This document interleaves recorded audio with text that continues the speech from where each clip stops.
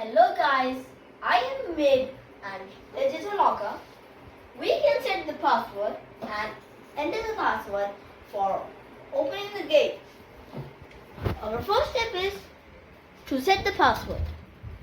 Now I'll set the password 1 2 2 and 1.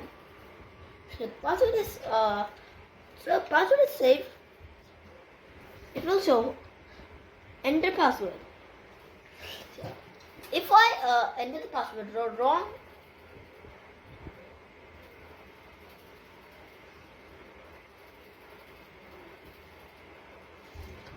it will show invalid password.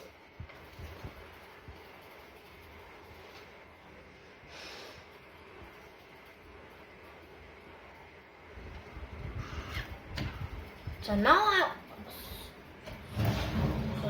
so you can see the gate is open. And let us see how it closed from back. So I will press OK. The gate will be closed. Thank you.